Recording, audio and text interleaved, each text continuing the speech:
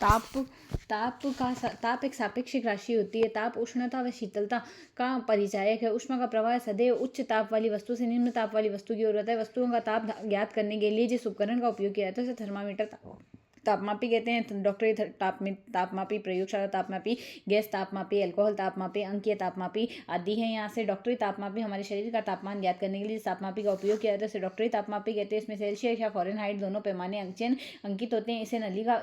इसकी नली में पारा भरा होता है। डॉक्टरी तापमापी 35 डिग्री सेंटीग्रेड से 42 डिग्री सेंटीग्रेड के मध्य होती है। परास फ़ारेनहाइट पैमाने 94 डिग्री फ़ारेनहाइट से 108 डिग्री फ़ारेनहाइट होती है। मानव शरीर का औसत तापमान 37 डिग्री सेंटीग्रेड से या 98.6 डिग्री फ़ारेनहाइट होता है। प्रयोगशाला तापमापी यह कांच की लंबी व एक समान आंतरिक व्यास की पतली नली होती है जिसमें पारा भरा होता है। नली का एक सिरा एक बल्ब से जुड़ा होता है, एक सिरा बंद होता है। तापमापी का ऊपर एक पैमाना बना होता है। यह पैमाना सामान्य सेल्सियस पैमाना होता है। प्रयोगशाला तापमापी की परास -10 डिग्री सेंटीग्रेड से 110 डिग्री सेंटीग्रेड के मध्य होती है। अधिकतम या न्यूनतम तापमापी से मौसम संबंधित रिपोर्ट प्राप्त की जाती है। परास -40 डिग्री से 50 डिग्री सेंटीग्रेड तक होता है। ऊष्मा का अभिप्राय ऊष्मा एक प्रकार की ऊर्जा होती है जिसका स्थानांतरण एक वस्तु से दूसरी वस्तु में होता है। ऊष्मा का स्थानांतरण के साथ वस्तुएं या या तो गर्म हो जाती है या ठंडी हो जाती है, या तो उनका ताप बढ़ जाता है या घट जाता है। ऊष्मा का प्रवाह अधिक ताप वाली वस्तु से कम ताप वाली वस्तु की ओर होता है। जो वस्तु ऊष्मा का त्याग करती है उसका ताप कम हो जाता है और जो वस्तु ऊष्मा ग्रहण करती है उसका ताप बढ़ जाता है। ठंडी और गर्म वस्तुओं का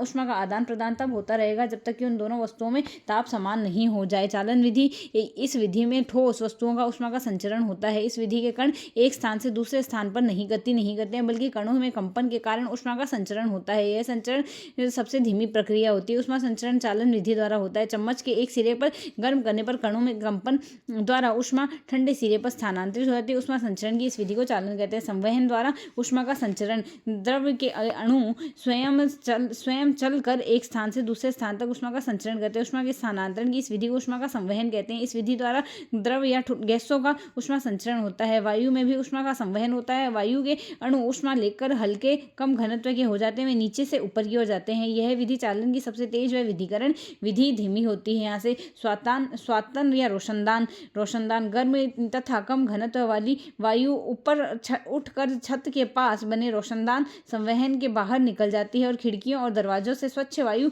अंदर आ जाती है। चिमनियां, घरों तथा कारखानों से निकलने वाला धुआं और गैस गर्म होने के कारण ऊपर उठते हैं तथा चिमनी द्वारा बाहर निकल जाती है। महासागरीय धारा विषुवत रेखा के आसपास ध्रुवों की तुलना में सूर्य की किरणें अपेक्षाकृत सीधी पड़ती है। इस कारण महासागरों में ध्रुवों की तुलना में विषुवत वृत्त पानी अधिक गर्म हो जाता है। यह जब जल हल्का होने के कारण ऊपर की ओर तैरता तथा ध्रुवीय प्रदेशों में बहता है। गर्म जल के इस प्रकार बहने को गर्म जल की धारा कहते हैं। इसके विपरीत ध्रुवों के आसपास जल ठंडा होने के कारण भारी होता है। वह समुद्र के नीचे ध्रुवों के विषुवत ध्रुवत की ओर बहता है। यहाँ से इस कारण इसे ठंडे जल की धारा कहते हैं। पवन चलना, हवा अधिक वायुदाब वाले से कम वायुदाब क्षेत्र की ओर चलती है। यहाँ से विकिरण विधि द्वारा ऊष्मा के संचरण के लिए माध्यम की आवश्यकता नहीं होती, अर्थात इस विधि में ऊष्मा संचरण में ठोस, द्रव, वायु माध्यम की आवश्यकता नहीं होती है। विकिरण विद्युत चुंबकीय तरंगों का अवरक्त भाग होती है, यहाँ जो प्रकाश की गति से निर्वात की ओर चल सकती है। सूर्य व पृथ्वी के मध्य की दूरी लगभग 15 करोड़ किलोमीटर है। सूर्य की विकिरण लगभग 8 मिनट 20 सेकेंड लगभग 500 सेकेंड से पृथ्वी की पर पहुंच जाती है। यह ऊष्मा संचरण की सबसे तीव्र विधि है।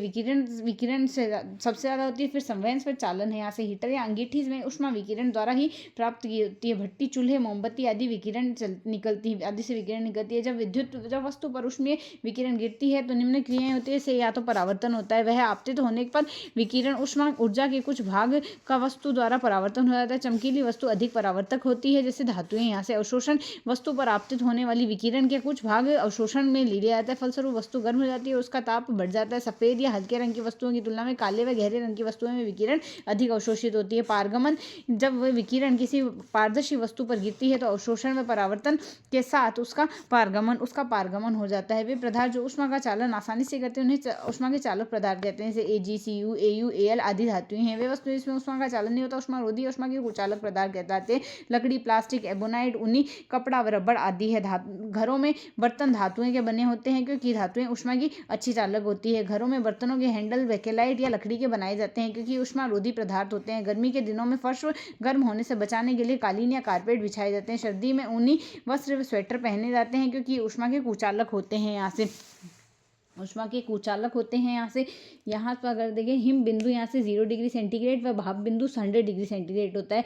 केल्विन में 273.15 डिग्री केल्विन होता है और यहाँ से भाप बिंदु 373.15 केल्विन होता है। फ़ारेनहाइट में 32 डिग्री फ़ारेनहाइट 212 डिग्री फ़ारेनहाइट होता है। और रियोम में 0 डिग्री रियोम और 80 डिग्री रियोम है। और रेकेनाइन में 400 रेकाइन है, 460 डिग्री रेकाइन और 672 रेकाइन है। यहाँ से एक्स ताप पैमाने माइनस हिम पैमाना बटे भाप बिंदु माइनस हिम बिंदु यहाँ से इस तरीके से आता है। ऐसा सी 100 डिग्री आएगा। यहाँ से विशिष्ट ऊष्मा S = 1/m dq/dt। किसी पदार्थ के 1 ग्राम का ताप 1 डिग्री बढ़ाने पर आवश्यक ऊष्मा की मात्रा को विशिष्ट ऊष्मा कहते हैं। इसका मात्रा कैलोरी प्रति ग्राम डिग्री सेंटीग्रेड होता है या किलो कैलोरी प्रति केजी डिग्री सेंटीग्रेड जूल प्रति ग्राम डिग्री सेंटीग्रेड है। ठोस द्रव व गैस में विशिष्ट ऊष्मा सर्वाधिक होती है। ठोस द्रव व गैस में गैस की विशिष्ट ऊष्मा सर्वाधिक होगी। हाइड्रोजन गैस की विशिष्ट ऊष्मा सर्वाधिक होती है। ठोस व द्रवों में पानी की विशिष्ट ऊष्मा सर्वाधिक होती है। यहाँ से पानी की विशिष्ट ऊष्मा होती है। यहाँ से एस पानी = 1 कैलोरी बटे ग्राम डिग्री सेंटीग्रेड है। यहाँ से 4.18 जूल प्रति ग्राम डिग्री सेंटीग्रेड है। गुप्त ऊष्मा नियत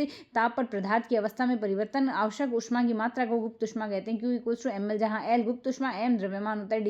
0 डिग्री सेंटीग्रेड ताप की बर्फ को 0 डिग्री सेंटीग्रेड ताप के पानी में परिवर्तित करने के लिए गलन की गुप्त ऊष्मा 80 कैलोरी प्रति ग्राम या 80 किलो कैलोरी प्रति ग्राम kg आएगा। यहाँ से 100 डिग्री सेंटीग्रेड में 100 डिग्री सेंटीग्रेड की वाष्प को परिवर्तित करने के लिए वाष्पन की गुप्त ऊष्मा 536 कैलोरी प्रति ग्राम या 540 कैलोरी प्रति ग्राम या 540 किलो कैलोरी प्रति ग्राम आएगा। m = 5 ग्राम, यहाँ से L = 80 ग्राम, तो Q = 400 कैलोरी आ गया। ऊष्मीय प्रसार या तापीय प्रसार किसी वस्तु के ताप में वृद्धि से उसकी विमाओं में वृद्धि होने से ऊष्मीय प्रसार होगा। रेखीय प्रसार ताप में वृद्धि से वस्तु की लंबाई में वृद्धि होती है। रेखीय प्रसार का गुणांक अल्फा होता है। क्षेत्रीय प्रसार ताप में वृद्धि से वस्तु के क्षेत्रफल में वृद्धि होती है। क्षेत्रीय प्रसार का गुणांक बीटा होता है। आयतन प्रसार आयतन में वृद्धि होती है, गामा होगा। अल्फा अनुपात बीटा अनुपात गामा यहाँ से 1:2:3 आएगा। रेलगाड़ियों की पटरियों के मध्य थोड़ी जगह छोड़ते हैं, नहीं तो गर्मियों में प्रसारित होकर टेढ़ी मेढ़ी हो जाती है। दो खंभों के तार को ढीला बांधा जाता है क्योंकि सर्दियों में ताप कम होने पर ताप सिकुड़कर टूट जाते हैं। बोतल के ढक्कन खोलने पर बोतल के मुंह को गर्म पानी में डाला जाता है। गाड़ियों में लकड़ी के पहियों पर लोहे व इस्पात गर्म करके चढ़ाते हैं और ठंडा होने पर सिकुड़कर पहिए के मजबूती से जकड़ लेते हैं। पारे में ऊष्मीय प्रसार का गुण सर्वाधिक होने के कारण थर्मामीटर में पारा भरा जाता है। जल का असामान्य व्यवहार, यहाँ से आयतन अधिक होता है। 4 डिग्री सेंटीग्रेड पर न्यूनतम होता है, 4 डिग्री सेंटीग्रेड के ऊपर अधिक होता है। घनत्व तो यहाँ से 0 पर कम होगा, 4 डिग्री सेंटीग्रेड पर अधिकतम और 4 डिग्री सेंटीग्रेड से ऊपर में कम होता है। 4 डिग्री सेंटीग्रेड पर पानी का आयतन न्यूनतम होता है, उसके 4 डिग्री सेंटीग्रेड पानी का घनत्व अधिकतम होता है। पानी के असामान्य व्यवहार का मुख्य कारण 4 डिग्री सेंटीग्रेड पर ताप के हाइड्रोजन बंधों का टूटना है। यहाँ से जल का ताप 0 से 10 डिग्री सेंटीग्रेड तक करने पर पहले आयतन घटता है फिर बढ़ता है। जल का ताप 0 से 10 डिग्री सेंटीग्रेड करने पर पहले घनत्व बढ़ता है फिर घटता है। यहाँ से ऊर्ध्वपातन किसी ठोस पदार्थ को गर्म करने पर सीधे ही वाष्प में परिवर्तित होने की प्रक्रिया ऊर्ध्वपातन कहलाती है। गर्म करने पर ठोस से सीधे वाष्प अवस्था में परिवर्तित होने वाले पदार्थ NH4Cl, अमोनियम क्लोराइड या नौसादर, आयोडीन, कपूर, नेफ्थलीन, बेंजोइक अम्ल, शुष्क बर्फ, ठोस CO2।